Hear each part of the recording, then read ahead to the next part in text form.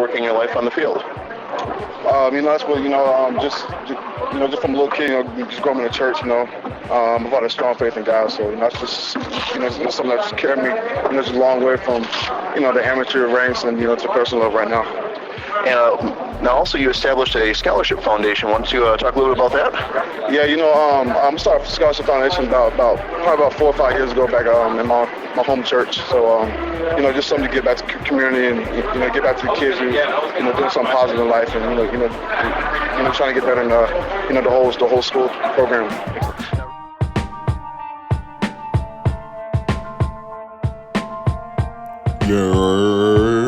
What's good, 1%ers? We bike. And today we got another episode of our Legends of the Yard HBCU Spotlight Pod, where we talk about the legends that came through the HBCUs and left their mark unlike any other. Today we're going to be covering arguably the best HBCU baseball player of all time, the highest drafted position player out of an HBCU. So let's give a 1%er salute to the Southern University Sultan of SWAT, the best Baton Rouge batter to come through the university. Today we're covering none other than Rickie Weeks Jr. Hey, let's go.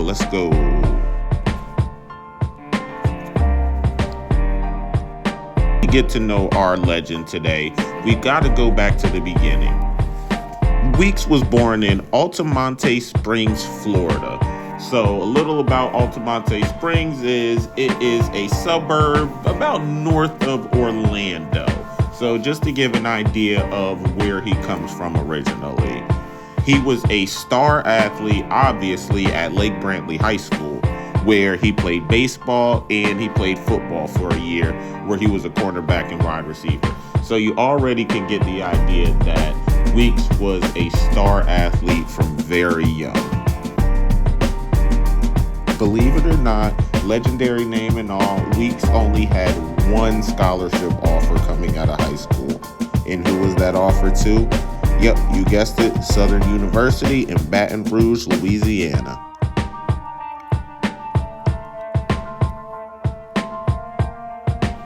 Guiding the baseball program was the legendary Coach Roger Cador. Cador didn't just coach baseball. He ran a professional school. He was a father figure who taught discipline, accountability, and life skills. He knew Weeks was a shy guy coming in. So he set up a bunch of different things to help him, with his speech and to help him with public speaking and to help him prepare to be the man, honestly, because he can tell even from as a freshman that Weeks was going to be that guy. So he wanted to prepare him to be a star. And that's exactly what Coach Cador did.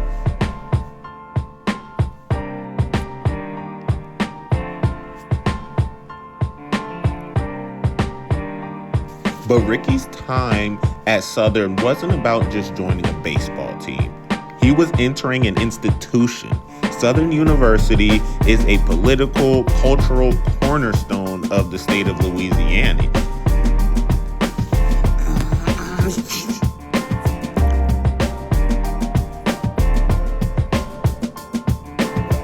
Everywhere Weeks looked on campus, he saw black figures holding power in politics, music, the classroom.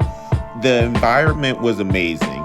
It eliminated doubt for Weeks that maybe he had selected the wrong school. He knew he was where the place that he needed to be, and that he would not be overlooked, and that the yard, as they say, would help him be the best that he could possibly be. What he was doing was so astronomical and out of this world that the actual scouts that were involved with Team USA Baseball, when they were trying to fill out their team, the scouts, they said, why are we spending $2,500 to bring this HBCU player to look at him when he's an HBCU player and we're most likely not going to select him from Team USA? Well, they had another thing coming. So actually, He attended the training camp for Team USA, made the team, and showed all those guys that he did in fact belong. As I mentioned, Weeks was drafted second overall in the 2003 MLB draft by the Milwaukee Brewers. His initial signing bonus was for $3.6 million, and he made his major league debut September 15th in 2003.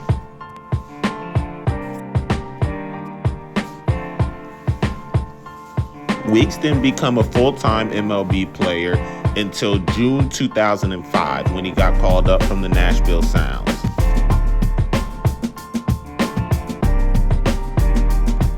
Weeks would play well, but wouldn't actually be called up to the MLB roster full-time until the 2008 season, in which the Brewers and Weeks had great seasons. His season was so great, it even had an effect on the Brewers seasons. Great seasons. On offense, Weeks scored 46.6% of the time he reached base, which was the second best in the National League, and the Brewers had reached the National League Division Series for the first time in quite some time. But unfortunately, Weeks was hurt in Game 3 when he hurt his knee trying to beat out a throw to first base. He underwent surgery that next day. 5 home runs to start the season, but later he would tear a ligament in his wrist and have to miss the remainder of the 2009 season. Back atop the lineup in 2009, Weeks actually had a great season to start off with his batting average at .281, the highest he batted over any span in his career. 2010 marked the best season that Weeks had in his career. He played in 160 games and really looked like he was becoming comfortable in the big league lineup. He was really set for greatness. Back atop the lineup in 2009, Weeks had the best start to his young career. His stats went as followed: .281 average, .333 on base percentage, and 5 runs to go in the month of April. In May, unfortunately, he was diagnosed with a torn muscle in his left wrist and had to miss the remainder of the 2009 season. I'm going to stop it right here because I don't want the injuries to fool you. Rickie's actually making great headway in his career. It's just these little nagging injuries keep slowing him down just a little bit. In 2010, he played in a career-high 160 games, and he had his best season as a pro. He hit his 500th hit at Miller Park on June 12th, which he received a standing ovation for. As part of that 2010 season, he hit 29 home runs, 83 RBIs, had a .269 average with a .366 on-base percentage.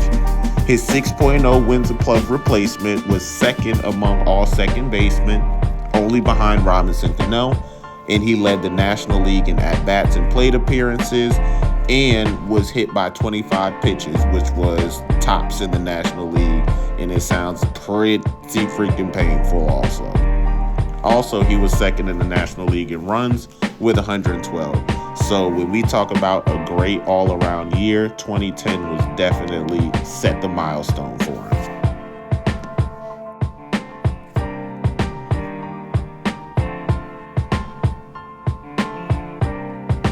In February of 2011, Weeks signed a contract extension for 4 years, $38 million. And not only did we get paid in 2011, it was also a great year professionally because he was voted by the fans to be the starting second baseman for the National League in the 2011 All-Star game. Truly an honor for Rickie Weeks, especially as a guy with one scholarship offer to a HBCU coming out of high school, now the number 2 overall pick and a starter in the All-Star game. Truly, truly, truly a testament to his hard work, his dedication, his faith, and his unwavering ability to keep his head down, keep working, and let the work speak for itself. Not many can do that, but he executed it perfectly. Rickie ended that season with a .269 average, 20 dingers, and a wins above replacement of 3.3, which was good for third in the National League. So definitely a career year for him, and the Brewers made the playoffs. you would think after a standout season like that, there would be a consistent upward trajectory in his career. But unfortunately, it doesn't always work out like that for all of our favorite players. The 2012 season, he had a really slow start, but rebounded to put up some decent numbers. But 2013 is kind of where we started to see a little bit of a decline for Rickie. He ended up having his worst season. He had career lows in all major of his offensive categories. All the categories he used to be really good at and getting on base, good average, taking walks. It didn't quite translate in 2013, and his production dipped, and he was eventually replaced by Scooter Gennett. But that wasn't the end of everything. In 2014, which was his contract year, he was still behind Scooter. Don't get me wrong, he was still second baseman, second string. But he had a decent amount of plate appearances. He got 286, and he actually had a career high in hitting, 274, and was doing pretty well. But at the same time, like I said, Scooter Gennett was still their starting second baseman.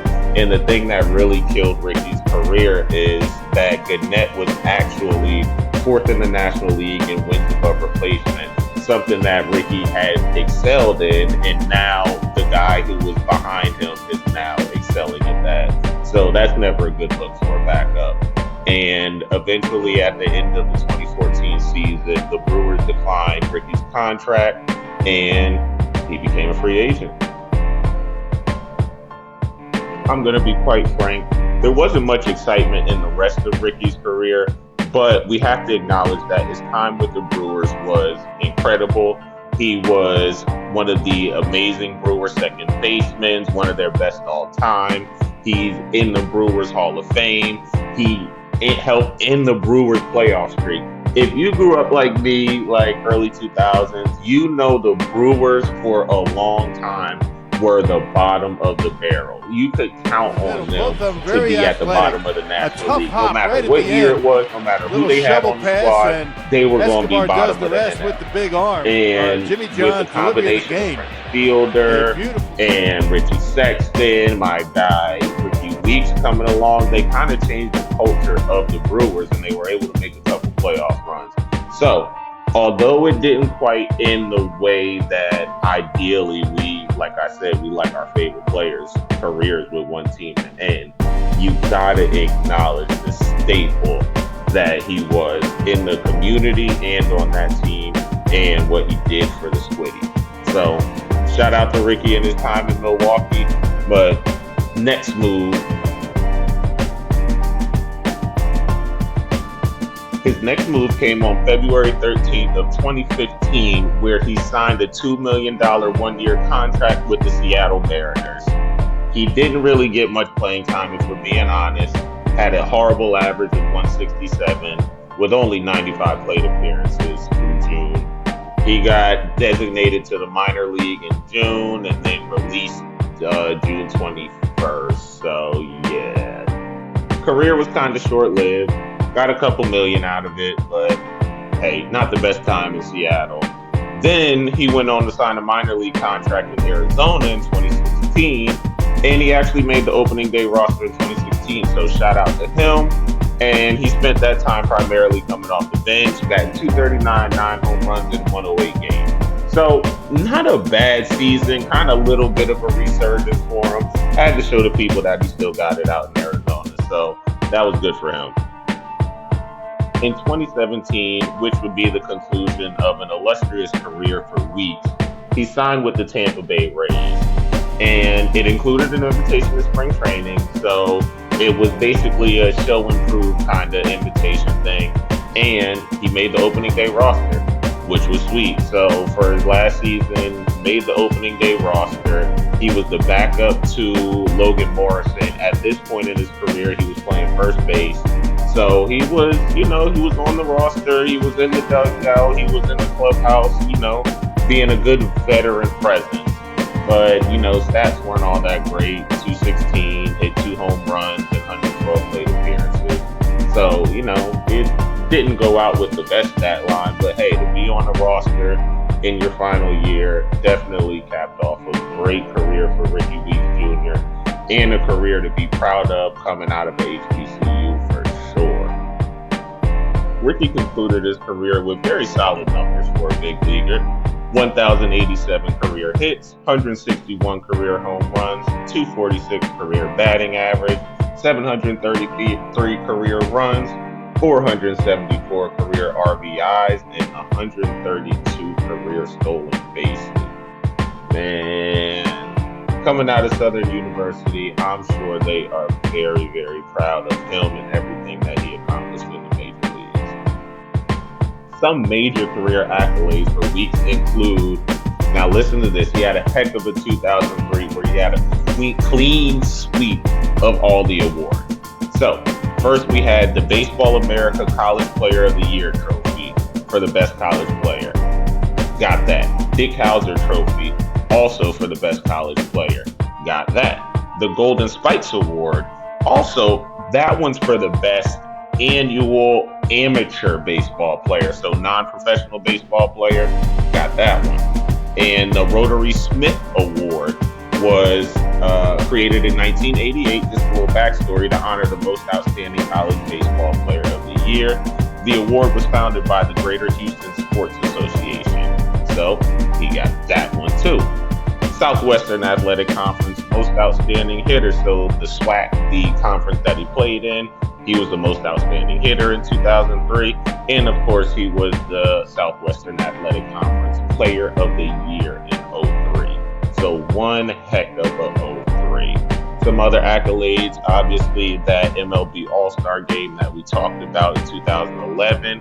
And in 2019, the Brewers acknowledged all of the history that he helped create for that team and everything that he did for the organization, and inducted him into the Milwaukee Brewers Wall of Honor in 2019. And the reason that we started this video for this gentleman in the first place is the indelible mark that he left at his HBCU, Southern University in Louisiana. And in 2021, he was inducted into the Louisiana Sports Hall of Fame for everything that he did athletically at Southern University. So kudos to him. He truly left an amazing mark in all the organizations that he was a part of. Great guy. And yeah, he really was an example of how to just keep fighting, how to persevere. And even if you come out of an HBCU, you can still do it. Rickie Weeks Jr.'s work with the Brewers was not done though. February 4, 2022, he was hired as their assistant to the player development staff. So they hired him back to be part of player development. Like I said, he was always a great guy, great vet, great guy to be around in the clubhouse. So the Brewers recognized that and brought him back. And in 2025, he actually took a new role of special assistant for baseball operations for domestic and international scouting. So, bro, he's scouting for the Brewers now, still heavily involved in the organization. So, yeah, shout out to the Brewers for finding good talent, keeping good talent around, and then after the playing career is over, bringing good talent back. That's what it's all about. Weeks was also a leader in his community, once saying, "Throughout my 14 years in professional baseball, I've learned talent might get you there, but being a leader will keep you there." And he definitely put action behind those words, because ever since 2012, Ricky and his brother Jamil have been doing a Weeks Brothers holiday baseball camp in the greater Orlando area, in their hometown, of course. And it eventually has grown into the Weeks Brothers Foundation. So he's definitely very, very active in his local community. He's putting his money where his mouth is. He's doing his due diligence and his part. So shout out to the man and for being an amazing baseball player, an amazing man, and doing your part in your community. Southern University has taught you well, my brother. Keeping it real, I love the story of Rickie Weeks Jr. because it really just goes to show you that you can be underrated, But as long as you get with somebody that believes in you and you're willing to work hard and you're willing to make the sacrifices to be great, you can make it no matter where you come from. Because to be the second pick out of an HBCU, hey, y'all know how improbable that is. And for him to actually back it up with a long MLB career, there's something to be said for that. So, once again, major props out to Rickie Weeks Jr. Thank y'all for sticking this video out with me once again. Your support means everything to me. I'm a new YouTube channel, like I say, doing everything on my own. So everything, like, comments, subscribing, it all helps. Thanks for sticking it out again here at 1% Sports. Catch y'all next time. Yeah.